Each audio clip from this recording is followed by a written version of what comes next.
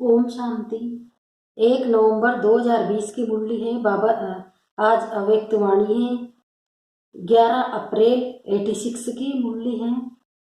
मुरली का टाइटल है श्रेष्ठ तकदीर की तस्वीर बनाने की युक्ति। आज तकदीर बनाने वाले बाप दादा सभी बच्चों की श्रेष्ठ तकदीर की तस्वीर देख रहे हैं। तकदीरवान सभी बने हैं, लेकिन हर एक के तकदीर की तस्वीर की झलक अपनी अपनी है। जैसे कोई भी तस्वीर बनाने वाले तस्वीर बनाते हैं तो कोई तस्वीर हजारों रुपए के दाम की अमूल्य होती है, कोई साधारण भी होती है। यहाँ बाप दादा द्वारा मिले हुए भाग्य को, तकदीर को तस्वीर में लाना अर्थात प्रैक्टिकल जीवन में लाना, इसमें अंतर हो जाता है। तकदीर बनाने वाले ने एक ही समय और एक ने ही सभी को तकदीर बांटी, लेकिन तकदीर को तस्वीर में लाने वाली हर आत्मा भिन्न भिन्न होने के कारण जो तस्वीर बनाई है उसमें नंबरवार दिखाई दे रहे हैं। कोई भी तस्वीर की विशेषता नयन और मुस्कुराहट होती है। इन दो विशेषताओं से ही तस्वीर का मूल्य होता है। तो यहाँ भी तकदीर के तस्वीर की यही दो विशेषताएं हैं। नयन अर्थात रूहानी, विश्व कल्याणी रहन दिल, परोपकारी दृष्टि। अगर दृष्टि में ये विशेषताएं हैं तो भाग्य की तस्वीर श्रेष्ठ है। मूल बात है दृष्टि और मुस्कुराहट, चेहरे की चमक। ये है सदा संतुष्ट रहने की संतुष्टता और प्रसन्नता की झलक। इसी विशेषताओं से सदा चेहरे पर रूहानी चमक आती है, रूहानी मुस्कान अनुभव होती है। ये दो विशेषताएं ही तस्वीर का मूल्य बढ़ा देती है। तो आज यही देख रहे हैं। तकदीर की तस्वीर तो सभी ने बनाई है। तस्वीर बनाने की कलम बाप ने सबको दी है। वो कलम है श्रेष्ठ स्मृति, श्रेष्ठ कर्मों का ज्ञान, श्रेष्ठ कर्म और श्रेष्ठ संकल्प अर्थात स्मृति। इस ज्ञान की कलम द्वारा हर आत्मा अपने तकदीर की तस्वीर बना रही है और बना भी ली है। तस्वीर तो बन गई है, नेम चेन भी बन गए हैं। अब लास्ट टचिंग है संपूर्णता की। बाप समान बनाने की डबल विदेशी चित्र बनाना ज़्यादा पसंद करते हैं ना, तो बाप दादा भी आज सभी की तस्वीर देख रहे हैं। हर एक अपनी तस्वीर देख सकते हैं ना कि यहाँ तक तस्वीर मूल्यवान बनी है। सदा अपनी इस रूहानी तस्वीर को देख इसमें संपूर्णता लाते रहो। विश्व की आत्माओं से तो श्रेष्ठ भाग्यवान फोटो में कोई में भी कोई अमूल्य व श्रेष्ठ भाग्यवान तो हुई, लेकिन एक ही श्रेष्ठ, दूसरे ही श्रेष्ठ के श्रेष्ठ। तो श्रेष्ठ बने ही व श्रेष्ठ के श्रेष्ठ बने, ये चेक करना है। अच्छा, अब डबल विदेशी रेस करेंगे ना, आगे नंबर लेना है व आगे वालों को देख खुश होना है। देख देख खुश होना भी आवश्यक है, लेकिन स्वयं पीछे होकर नहीं देखो। साथ साथ होते दूसरों को भी देख हर्षित हो चलो। स्वयं भी आगे बढ़ो और पीछे वालों को भी आगे बढ़ाओ। इसी को ही कहते हैं परोपकारी। यह परोपकारी बनना इसकी विशेषता है। स्वार्थ भाव से सदा मुक्त रहना। हर परिस्थिति में, हर कार्य में, हर सहयोगी संगठन में जितना निस्वार्थपन होगा उतना ही परोपकारी होगा। स्वयं सदा भरपूर अनुभव करेगा, सदा प्राप्ति स्वरूप की स्थिति में होगा। तब परोपकारी की लास्ट स्टेज अनुभव कर और दूसरों को करा सकेंगे। जैसे ब्रह्मा बाप को देखा लास्ट समय की स्थिति में उपराम और परोपकार की विशेषता सदा देखी। स्व के प्रति कुछ भी स्वीकार नहीं किया, न महिमा स्वीकार की, न वस्तु स्वीकार की, न रहने का स्थान स्वीकार किया। स्थूल और सूक्ष्म सदा पहले बच्चे, इसको कहते हैं परोपकारी। यही संपन्नता की, संपूर्णता की निशानी है। समझा? मूर्तियां तो बहुत सुनी, अब मुरलीधर बन सदा नाचते और नचाते रहना है। मुरली से सांप के विष को भी समाप्त कर लेते हैं। तो ऐसा मुरलीधर हो जो किसी का कितना भी कड़वा स्वभाव संस्कार हो उसकी भी वश कर दे, अर्थात उससे मुक्त कर नचा दे, हर्षित बना दे। अभी ये रिजल्ट देखेंगे कि कोई कौन कौन कैसे योग्य मुरलीधर बनते हैं। मुरली से भी प्यार है, मुरलीधर से भी प्यार है, लेकिन प्यार का सबूत है जो मुरलीधर की हर बच्चे प्रति शुभ आशा है वो प्रैक्टिकल में दिखाना। प्यार की निशानी है तो कहाँ वह करके दिखाना। ऐसे मास्टर मुरलीधर होना बनना ही है। अब नहीं बनेंगे तो कब बनेंगे, करेंगे, ये ख्याल नहीं करो। करना ही है। हर एक यही सोचे कि हम नीचे करेंगे तो कौन करेगा, हमको करना ही है, बनना ही है, कल्प की बाजी जीतनी है। पूरी कल्प की बात है, जो फर्स्ट डिवीजन में आना है वह दृढ़ता धारण करनी है। कोई नई बात कर रहे हो क्या? कितना बार की हुई बात को फिर लकीर के ऊपर लकीर खींच रहे हो। ड्रामा की लकीर खींची हुई है, नई लकीर नहीं लगा रहे हो।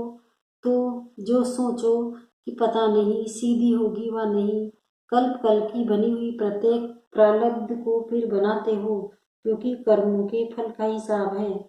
बाकी नई बात क्या है, ये तो बहुत पुरानी है, नई हुई पड़ी है, ये अटल निश्चय है। इसको दृढ़ता कहते हैं, इसको तपस्वी मूर्त कहते हैं। हर संकल्प में दृढ़ता माना तपस्या। अच्छा, बाप दादा हाइस्टोइस्ट भी है और गोल्डन गेस्ट भी है।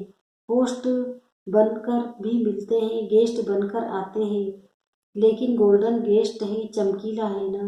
गेस्ट तो बहुत देखे, लेकिन गोल्डन गेस्ट नहीं देखा। जैसे चीफ गेस्ट को बुलाते हो तो ये थैंक्स देते हैं, तो ब्रह्मा बाप ने भी हॉस्टल बन इशारे दिए और गेस्ट बन सबको मुबारक दे दी, जिन्होंने पूरी सीजन में सेवा की, और उन सबको गोल्डन फर्स्ट के रूप में, गेस्ट के रूप में बधाई दे रहे हैं। सबसे पहली मुबारक किसी को निमित्त दादियों को बाप दादा निर्विघ्न सेवा के समाप्ति की मुबारक दे रहे हैं।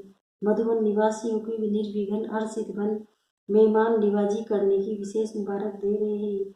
भगवान भी मेहमान बन आया तो बच्चे भी, जिसके घर में भगवान मेहमान बनकर आवे वह कितने भाग्यशाली है। रथ को भी मुबारक है, क्योंकि वह है।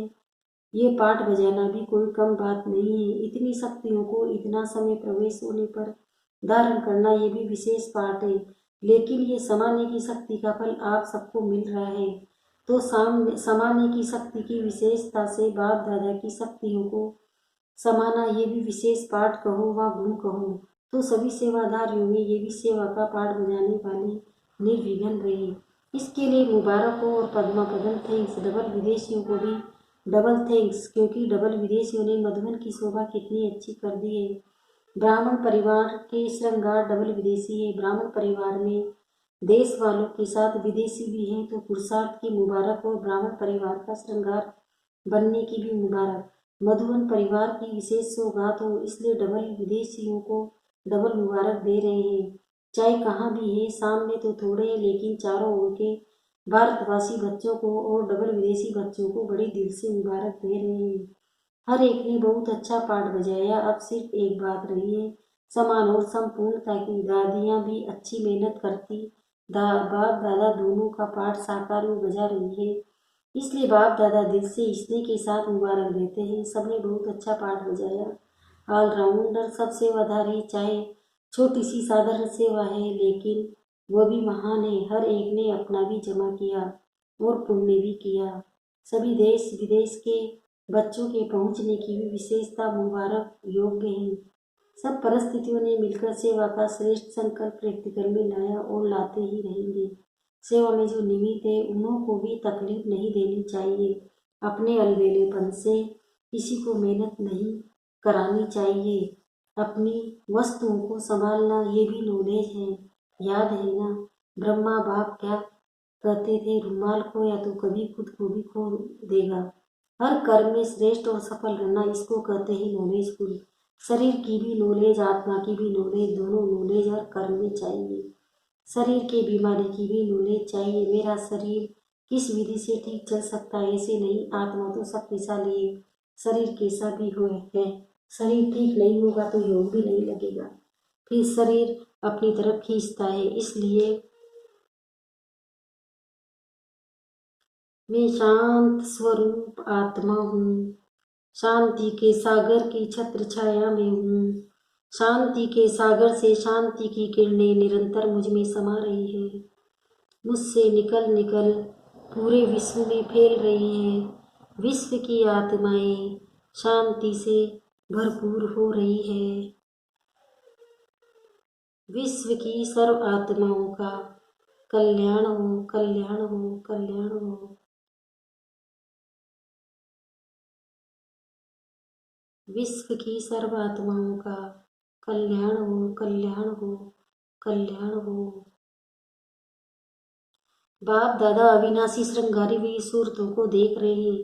बाप दादा को बच्चों का ये उमंग उत्साह का संकल्प देख खुशी होती है।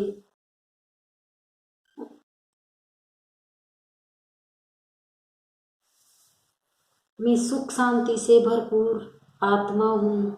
सुख के सागर से सुख की किरणें निरंतर मुझ में समा रही हैं, मुझसे निकल निकल पूरे विश्व में फैल रही हैं। विश्व की आत्माएं शक्तिशाली बन रही हैं। तो बाप दादा मुबारक दे रहे हैं। सबने बहुत अच्छा पाठ बजाया। ऑलराउंडर सब सेवादारी चाहे छोटी सी साधारण सेवा है, लेकिन वो भी महान है। हर एक ने अपना भी जमा किया और पुण्य भी किया। सभी देश विदेश के बच्चों के पहुंचने की भी विशेष मुबारक योग है। सब महारथियों ने मिलकर सेवा का श्रेष्ठ संकल्प प्रैक्टिकल में लाया और लाते ही रहेंगे। सेवा में जो निमित्त है उनको भी तकलीफ नहीं देनी चाहिए। अपने अलबेलेपन से किसी को मेहनत नहीं करानी चाहिए। अपनी वस्तुओं को संभालना ये भी नॉलेज है। याद है ना, ब्रह्मा बाप क्या कहते हैं, रुमाल खोया तो कभी खुद को भी खो देगा। हर कर्म में श्रेष्ठ और सफल रहना इसको कहते हैं नॉलेजफुल। शरीर की भी नॉलेज, आत्मा की भी नॉलेज, दोनों नॉलेज हर कर्म में चाहिए। शरीर के बीमारी की भी नॉलेज चाहिए। मेरा शरीर किस विधि से ठीक चल सकता है, ऐसे नहीं। आत्मा तो शक्तिशाली है, शरीर कैसा भी है। शरीर ठीक नहीं होगा तो योग भी नहीं लगेगा, फिर शरीर अपनी तरफ खींचता है। इसलिए नॉलेजफुल में ये सब नॉलेज आ जाती है। अच्छा, कुछ कुमार युग का समर्पण समारोह बाप दादा के सामने हुआ। बाप दादा सभी विशेष आत्माओं को विशेष बहुत सुंदर सजा सजाया देख रहे हैं। दिव्य गुणों का श्रृंगार कितना बढ़िया है, सभी को शोभनीय बना रहा है। लाइट का ताज कितना सुंदर चमक रहा है। बाप दादा अविनाशी श्रृंगारी हुई सूरतों को देख रहे हैं। बाप दादा को बच्चों का ये उमंग उत्साह संकल्प देख खुशी होती है। बाप दादा ने सभी को सदा के लिए पसंद कर लिया है। अपने भी पक्का पसंद किया है। लिया ने दृढ़ संकल्प का हथियाला बंध गया। बाप दादा के पास हर एक के दिल के स्नेह का संकल्प सबसे जल्दी पहुंचता है। अभी संकल्प में भी श्रेष्ठ बंधन ढीला नहीं होगा। इतना पक्का बंधा है ना, कितने जन्मों का वायदा किया है। ये ब्रह्मा बाप के साथ सदा संबंध में आने का पक्का वायदा है और गारंटी है कि सदा भिन्न नाम रूप संबंध में 21 जन्म तक तो साथ रहेंगे। कि तो कितनी खुशी है, हिसाब कर सकती हो। इसका हिसाब निकालने वाला कोई नहीं निकला है। अभी ऐसे ही सदा सजे सजाए रहना, सदा ताजदारी रहना और सदा खुशी में हंसते गाते रूहानी मौज में रहना। आज सभी ने दृढ़ संकल्प किया ना कि कदम कदम पर रखने वाले बनेंगे। वो तो स्थूल पाँव के ऊपर पाँव रखती है, लेकिन आप सभी संकल्प रूपी कदम पर कदम रखने वाले, जो बाप का संकल्प वो बच्चों का संकल्प, ऐसा संकल्प किया। एक कदम भी बाप के कदम के सिवाय वहाँ कहाँ न हो। हर संकल्प समर्थ करना अर्थात बाप के समान कदम के पीछे कदम रखना। अच्छा, विदेशी भाई बहनों से जैसे विमान में उड़ते उड़ते आए, ऐसे ऐसे बुद्धि रूपी विमान में विमान भी इतना ही फास्ट उड़ता रहता है ना, क्योंकि वह विमान सर्मकटांश के कारण नहीं भी मिले, लेकिन बुद्धि रूपी विमान सदा साध है और सदा शक्तिशाली है। तो सेकंड में जहाँ चाहे वहाँ पहुँच जाए। तो इस विमान के मालिक हो ना, सदा ये बुद्धि का विमान एवर रेडी है, अर्थात सदा बुद्धि की लाइन क्लियर हो, बुद्धि सदा ही बाप के साथ शक्तिशाली हो। तो जब चाहेंगे तब सेकंड में पहुंच जाएंगे। जिसका बुद्धि का विमान पहुंचता उसका वह भी विमान चलता। बुद्धि का विमान ठीक नहीं तो वो विमान भी नहीं चलता। अच्छा, पार्टियों से पहला है सदा अपने को राजयोगी श्रेष्ठ आत्माएं अनुभव करते हो। राजयोगी अर्थात सर्व कर्मेंद्रियों के राजा। राजा बन कर्म इंद्रियों को चलाने वाले, न कि कर्म इंद्रियों के वश चलने वाले। जो कर्म इंद्रियों के वश चलने वाले उनको प्रजा योगी कहेंगे, राजयोगी नहीं। जब ज्ञान मिल गया कि ये कर्मेंद्रिया मेरी कर्मचारी है, मैं मालिक हूँ, तो मालिक कभी सेवादारियों के वश नहीं हो सकता। कितना भी कोई प्रयत्न करे, लेकिन राजयोगी आत्माएं सदा श्रेष्ठ रहेंगी। सदा राज्य करने के संस्कार अभी राजयोगी जीवन में बढ़ने हैं। कुछ भी हो जाए ये टाइटल अपना सदा याद रखना कि मैं राजयोगी हूँ। सर्वशक्तिवान का बल है, भरोसा है तो सफलता अधिकार रूप में मिल जाती है। अधिकार सहज प्राप्त होता है, मुश्किल नहीं होता। सर्वशक्तियों के आधार से हर कार्य सफल हुआ ही पड़ा है। सदा फखूर रहे कि मैं दिल शिकस्त आत्मा हूँ। यह फखूर अनेक फिक्रों से पार करा देता है। फखूर नहीं तो फिक्र ही फिक्र है। तो सदा फखूर में रहो, वरदानी बन, वरदान बांटते चलो। स्वयं संपन्न बन, औरों को संपन्न बनाना है। औरों को बनाना था स्वर की स्वीट का सर्टिफिकेट देते हो, कागज का सर्टिफिकेट नहीं, अधिकार का। अच्छा, दूसरा है हर कदम में पद्मों की कमाई जमा करने वाले अखुट खजाने के मालिक बन गए। ऐसी खुशी का अनुभव करते हो क्योंकि आजकल की दुनिया है ही धोखेबाज। धोखेबाज दुनिया से किनारा कर लिया, धोखे वाली दुनिया से लगाओ तो नहीं। सेवा अर्थ क्वेश्चन दूसरी बात है, लेकिन मन का लगाव नहीं होना चाहिए। तो सदा अपने को तुच्छ नहीं, साधारण नहीं, लेकिन श्रेष्ठ आत्मा है। सदा बाप के प्यारे इस नशे में रहो। जैसा बाप वैसे बच्चे कदम पर कदम रखते अर्थात फॉलो करते चलो तो बाप समान बन जाएंगे। समान बनना अर्थात संपन्न बनना ब्राह्मण जीवन का यही तो कार्य है। तीसरा है सदा अपने को बाप के रूहानी बगीचे के रूहानी गुलाब समझते हो। सबसे खुशबू वाला पुष्प गुलाब होता है। गुलाब का जल कितने कार्यों में लगाते हैं। रंग रूप में भी गुलाब सर्वप्रिय है। तो आज सभी रूहानी गुलाब हो। आपकी रूहानी खुशबू औरों को भी स्वतः आकर्षण करती है। कहाँ भी कोई खुशबू की चीज होती है तो सबका अटेंशन स्वतः ही जाता है। तो आप रूहानी गुलाबों की खुशबू विश्व को आकर्षित करने वाली है, क्योंकि विश्व को इस रूहानी खुशबू की आवश्यकता है। इसलिए सदा स्मृति में रहे कि मैं अविनाशी बगीचे का अविनाशी गुलाब हूँ, कभी मुरझाने वाला नहीं, सदा खिला हुआ। ऐसे खिले हुए रूहानी गुलाब सदा सेवा में स्वतः ही निमित्त बन जाते हैं।